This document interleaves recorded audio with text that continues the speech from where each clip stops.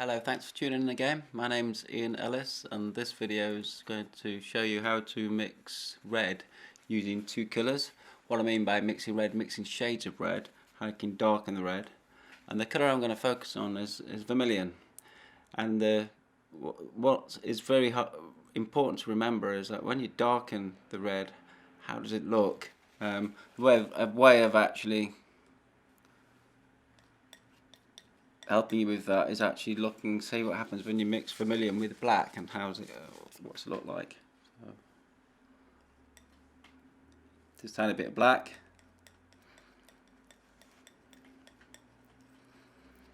and it starts to turn into a lovely rich brown. Bit more black.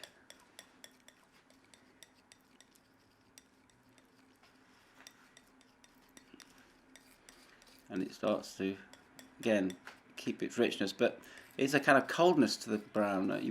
If looking at the colour, you perhaps wouldn't think it would belong to vermilion. You perhaps think it was something a bit cooler, especially when you put a bit white with it. I'll just show you. When you put white with it, look a little bit purple,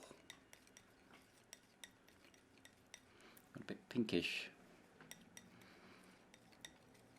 A bit more black. You can see what I mean by that. It looks a little bit too cool to be a warm red, but that's something that most common mistake is the identification of a colour. What we have to do is try and remember that's what happens when you've got a very warm colour like that. It actually, when you make a shade of it or make it cooler by adding white, it appears cooler. So when you're looking at a red, sometimes you'll be picking at the wrong red. But what I'm going to do now is to show you how we can mix the same colour using pairs. I'll just clean that. Now, why bother, you say, but like I've said before, why bother making that out of pairs when it looks such a rich colour like that? Well, one advantage of being able to mix it with colour is that I'll be able to dilute the colour I mixed with two other colours. Because what happens when you get this black pigment in the red, and you dilute it, the black pigment starts showing and it starts looking dirty. Another thing is, if you actually learn how to mix two colours, you can use the colour shifts in the painting. So for instance, if I mix the red with the rose madder and a yellow, I can get the shift between the two and get all the other colours included. So what I'm going to do is just try and mix the same red there. Remember, I got a bit of white. I'll call that a tone because it's got a bit of white with it, so it's like adding grey, dark grey to that. And I'm going to try and mix the same colour using pairs. Now, just looking at the pairs, the way I've organised it, the colour I want I've put in the middle, and all the other colours I've put together, so following the order of the hue, going away from it. More about that if you look on my video about how to make the colour line. All it is just following your eye, really. You get the orange is one side of the vermilion, the red, and just keep going across. We can all do this, it's just a case of following your own eye. Now, I'm going to make a bit of a guess because the reds, you can get some really powerful reds if you use a yellow with the reds, so you have to go further apart to find a red as dark as that, a shade as dark as that. So I'm just going to start with the rose madder. Going away, the first green I come to is a kind of light green I've got over here.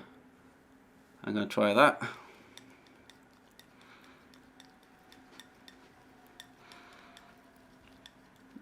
Now a lot of people pack in now, they go, right, that's not the right colour, and they see it as a kind of orange yellow. I've got that with that colour, but we've got to remember what's the problem with that mix is the proportions. The proportions of the colour are wrong. So because it's more of an orange, I want to try and get this colour. I'm getting this colour shade of that, I would say. So what I'll do is adding just more of the rose madder.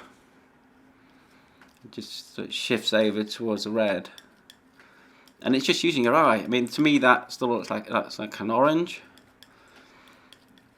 A bit more red now. It should be setting off. Still looks like it's in between these two. Bit more red. I think that's about right.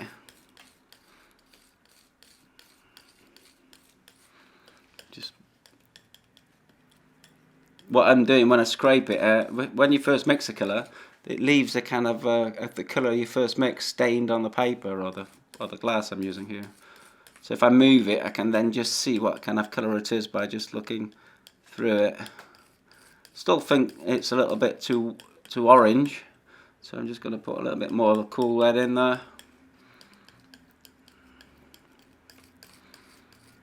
Add a bit of white with that and just see if it's the same colour as that when I put the white with it.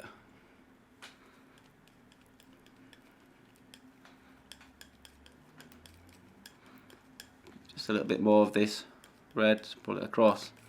Almost there. It's just a little bit, it's not far off it at all, but just it's not bad. It's kind of mixing up rose madder, the light green, bits of white, no black used, and I've got a colour very close to it.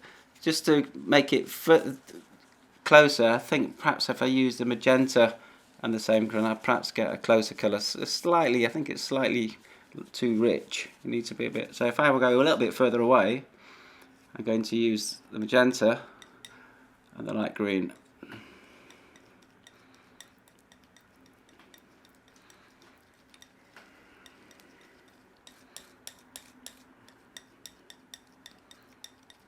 That looks good. I'm just going to add a bit of white with that.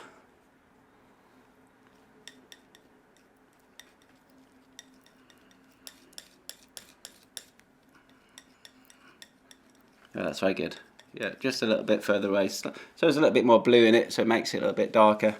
Now, if I want to make it an even darker colour, obviously I could add black, but it's just going further away. So because I've got the that green setting to work, might start getting towards a complementary if I'm not careful. If I get a dark colour going this way, and if I'm using the cobalt violet and that, let's have a look, see what happens. Cobalt violet and the same green. I think it might get close to opposite. Oh, it's alright, it's okay. It's looking, you can see that's got a kind of orange, it's shifting over, it's not just going for two colours. Because if you get suddenly just a shade of that colour and a shade of that, you've got complementary colours, especially if you can mix a black. If you mix a black with that, it will look, you've got the two colours opposite. But it's not quite, so I'm dealing with the ultramarine violet and the light green to get a nice dark shade of red. So if I keep adding a little bit more of the violet.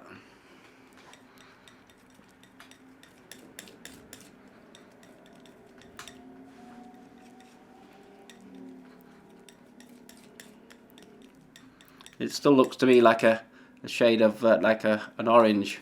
If you just rub it in, you can more or less see the colour a bit more, what it is. And so I'm just adding a little bit more of the violet. The violet seems to be quite weak compared to the green, so I'm going to use quite a lot more.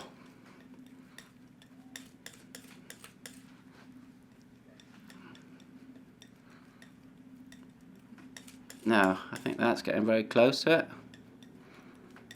Just by ribbing in the colour, you can see it's a bit of a reddy colour there. I think that's lovely, a nice dark, almost a lovely rich brown I've got there by using the light green and the ultramarine violet. It'll give me a really dark red. Brighter reds, it's simple. You're just using colours that are closer to each other. I've got remember, I'm not using vermilion, I don't need to, that's the colour I'm after, so I've got to use colours either side. If I use the rose madder with the orange, I get a slightly richer red, darker red, and much richer than the ones I've already mixed. That looked pretty convincing as a hue almost, but let's go a little bit further, magenta with the orange.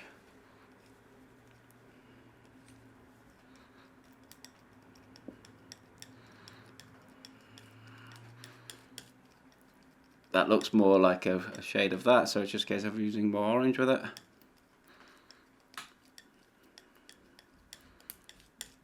Still looking cool, more orange still. Magenta's very strong, and as you can see I've got that red there, lovely.